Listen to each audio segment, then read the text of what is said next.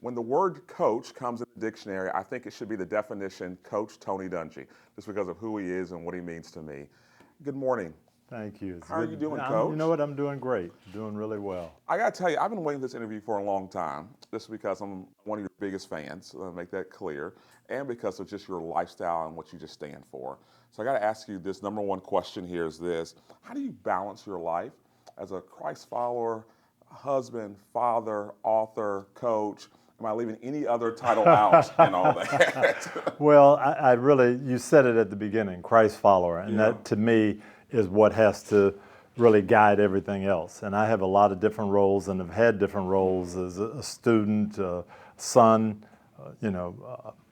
athlete, coach, father, all of those, but Christ comes first, and that directs everything. And I think that's how I keep my balance. But I was really fortunate.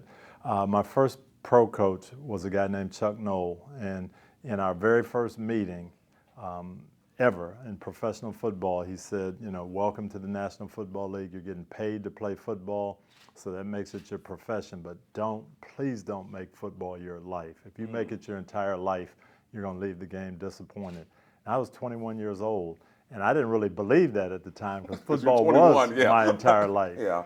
But as I stayed around him and worked for him for 10 years as a player and a coach, I saw that happen. I saw him keep a great balance and win Super Bowls, but have family time and vacation time and community time. And then I saw guys get all wrapped up into football, and when it was time to retire, they're totally lost. So it had a great, great impact on me as a young man. Now, I usually ask this question last. When I ask it first here, you've had a incredible career and just life in general. Do you wake up some days and go, wow, this has been a ride? I do, and I ask sometimes. I remember being on the sideline. We're winning the Super Bowl, Yeah. and there's like a minute left, and I know we're going to win, and thinking, how did I get here? How am I from Little Jackson, Michigan? How am I coaching the Indianapolis Colts, and we're in the Super Bowl, and there's 140 million people watching? How does this happen? But it really is just God's plan and His blessings, and so many people kind of pouring into my life and shaping that. And I was just really blessed to have great parents, great role models growing up, great coaches, and then to have some opportunities that most people don't get. Now, if I don't ask this question, my wife's going to be upset because it's on parenting. And we only have one child, and she would go, you need advice here. How do you do it with 10 and 7 living at home with you still? Yeah, no, we've had a couple of waves of kids, and my wife was from a big family. Lauren always wanted a lot of kids, and so we've had our share, Yeah. and we have 7 in the house now, and we've got a lot of things going on, soccer games and football games and track meets at the same time, and piano lessons and trips to the ice cream shop, yeah. and just one thing after another. But it forces you to kind of be organized and say, what's the priority? What's the most important thing now? How do you navigate through that? Because this is your second round at parenting. What have you learned from the first round? Fair question? Yeah, it is, and I think we learned a lot. Our first daughter, we tried to do everything by the book, and everything was a crisis. Oh, she Yeah. cried. She's 2 weeks old. I got to go get her. And then you kind of learn that things happen, and you're going to make it through, and you can relax a little bit. Really, again, just figuring out what's important. If I structure things right, and I guide them, and I point them to the Lord, most things are going to take care of themselves. When did you guys decide that you wanted to adopt? Like, when did that come into mind and frame of, we want to do this, and we feel called to it? My wife always wanted to adopt kids. She'd always talked about it. Yeah. But for me, in 2000, we were actually helping one of my assistant coaches with his adoption and kind of filling out some paperwork for him, giving him a recommendation. I'm talking to the lady who was working with him, and she said that they had a backlog of kids in the Tampa area waiting to be adopted. And I was shocked because you always hear about people going to overseas and waiting 3 or 4 years to adopt. And she said, no, we have kids who we're trying to place in Christian homes, and we don't have enough parents. We don't have enough adoptive parents. And I said, wow, because my wife and I, had always talked about being pro.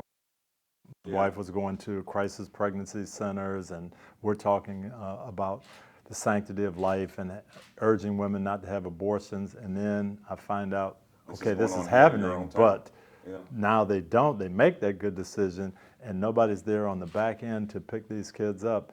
That just didn't seem right to me, and we felt like we could do something about it. When the first kid came into your home, what was that feeling like? It was special, and Jordan's 19 now. Wow. And it ended up being just so unique because he had some physical challenges. He was born with a congenital defect, and as we started learning more about it and taking him to the doctors, we just really believed that God brought him to us specially. You know, I was working in the NFL at that time. We had great insurance. We had access to all of these, the best doctors in the country.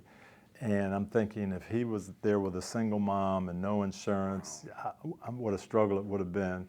Well, he's 19 now. He's a first year in college and wants to be a chef and just blossom. And to know that God brought that together and put him with us, that kind of led us to do the other ones. We said, you know, this wasn't an accident.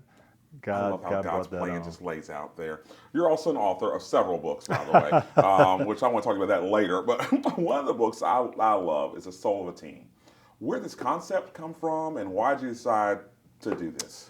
Tyndale Publishers actually came to me and said, we'd love you to do a book on teamwork. And I was getting asked, after we won the Super Bowl, everybody's calling me in, how do you put together a winning team? How does it do? So not just sports teams, but businesses, churches, everybody's asking, how do you put a group together and get them to form a winning combination? So I said, you know, we could kill two birds with one stone, talk about what it was like and how to do it.